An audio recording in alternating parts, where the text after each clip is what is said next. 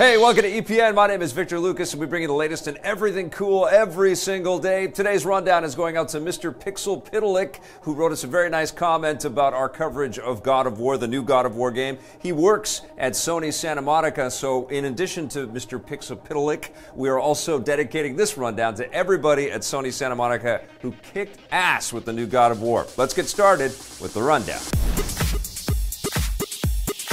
With Shenmue 3 arriving later this year, you'll finally be able to relive the first two adventures before the new one begins. Sega has announced something that fans have been eagerly anticipating, an HD re-release of the first two Shenmue games for the PS4, Xbox One, and PC. Both games will be available in one package, which will give players the option of choosing between the original unaltered games or newer versions with a modern control scheme and an updated user interface. As for the graphics, they're up-resed from the originals, so expect everything to look pretty much the same. Re-releasing the first two games is obviously a big win for Shenmue fans. They were critically acclaimed when they first came out on the Dreamcast, but because of that console's low install base, the games just didn't sell that well. They've since developed a large and very vocal cult following, which has been asking Sega for an official re-release for years, so Sega is finally giving them what they want.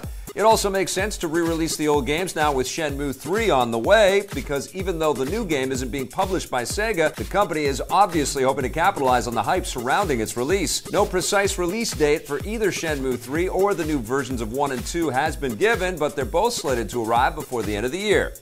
And Sega has another way that they're hoping to capitalize on their classic games. Over the weekend, at a special event in Japan, Sega announced the Mega Drive Mini console, a tiny retro recreation of the 16-bit Sega Mega Drive, known as the Sega Genesis in North America. The system is clearly inspired by the NES Classic and SNES Classic, and will come with a library of games pre-installed, although Sega hasn't provided a specific list. Sega also hasn't confirmed if the retro system will be released outside of Japan, but it seems pretty likely given the popularity of these retro consoles. Now here's something that might give fans a second thought. The new Mega Drive Mini is being made in partnership between Sega and a company called At Games, which has already created their own line of licensed retro consoles like the Sega Genesis Flashback. The problem is that many At Games systems haven't been well received, with users complaining about clunky hardware and weird glitches in the games. Thankfully, the difference here is that the Mega Drive Mini is actually being released by Sega themselves, not At Games, so hopefully it will be more polished. We'll let you know when more details come in. And while we're on the subject of hardware, Nintendo is already thinking about their next system. With the Nintendo Switch barely a year old and still flying off the shelves, it might surprise you to learn that Nintendo is already doing research and development on their next hardware platform. That's according to Shinya Takahashi, the general manager of Nintendo's Entertainment Planning and Development Division. Speaking with the BBC, Takahashi revealed that Nintendo constantly works on hardware, so they have already been doing research and development on a new system, which we might see sometime in the future. That's all he said, so it's unclear how serious he was or exactly what kind of hardware he was talking about. He might have just been referring to the obvious fact that Nintendo, like all game companies, is always looking into new technologies regardless of release cycles. Then again, Takahashi could have been hinting that Nintendo is working on a rumored updated version of the Switch, similar to the 3DS XL. Speaking of the 3DS, that platform is quickly approaching the end of its life cycle, so Takahashi might have even been referring to the new hardware development for a 3DS replacement and not a Switch. Either way, it seems very, very unlikely that Nintendo will be replacing the current version of the Switch anytime soon. Some shocking news about the BioShock franchise has come bubbling to the surface. An all-new game in the dark RPG shooter franchise might be on the way. Kotaku recently published a lengthy article about the development troubles surrounding another game, Mafia 3, and citing unnamed sources, the article claims that during the development of Mafia 3, publisher 2K Games secretly began development of a new BioShock title at a neighboring studio. It seems that the new BioShock, codenamed Parkside, is still in the very early stages of development, with a relatively small team working out the core details of what the game will be. It's not too much of a surprise that 2K would want to set sail with another BioShock. The franchise is one of their most recognizable brands, but has been dormant since the release of 2013's BioShock Infinite. 2K shut down BioShock developer Irrational Games after Infinite was released, so it's unclear how many of the original creators might be involved in the new entry. If a new BioShock really is happening, don't expect to see it for at least a few years.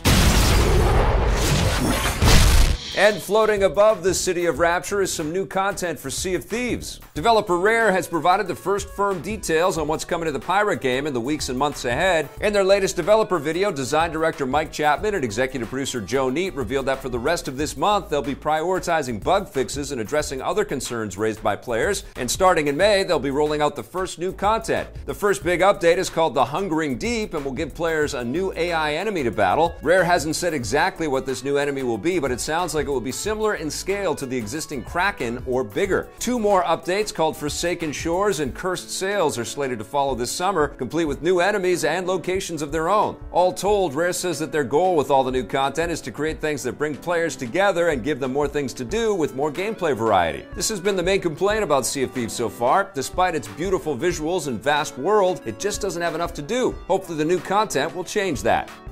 The disgraced King of Kong isn't going down without a fight. Former Donkey Kong champion Billy Mitchell, who was featured in the 2007 documentary The King of Kong, has issued his first public statement following explosive cheating allegations. Last week, the high-score tracking company Twin Galaxies, along with Guinness World Records, stripped Mitchell of the title of the first Donkey Kong player to break 1 million points after discovering that he had earned his record while using a Donkey Kong emulator and not an original arcade cabinet as required by the rules. In a video statement released last night by Old School Gamer magazine, Mitchell vows to fight. He calls the accusations the result of a shock jock mentality designed to create hits and says that everything he did was done professionally and according to the rules. Mitchell seems to imply that he's conducting his own investigation and will make all the relevant evidence available to the public soon. He will show that everything that has been done, everything was done professionally, according to the rules, according to the scoreboard, the integrity that was set up, witnesses, documents, everything will be made available to you. Nothing will be withheld. You absolutely have my commitment to that.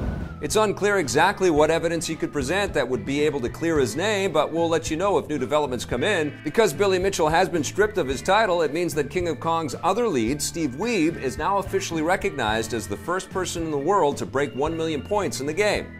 Netflix is already thinking about new adventures for the Space Family Robinson. With the first season of the new Lost in Space premiering on Netflix over the weekend, a second season is already being brainstormed. Speaking with IndieWire, the show's co-creator Burke Sharpless and star Molly Parker revealed that they already have ideas of where to take the Robinson family in the future, with their own families pitching in to give them ideas. They didn't really reveal what any of those ideas might be, but it will likely involve the characters being lost in space. Netflix hasn't officially announced if a second season is on the way. They're likely going to wait and see how popular the first season is before committing to more. But if the creative team is already thinking about it, they must be pretty confident. You can watch my review of the first episode right now on our channel.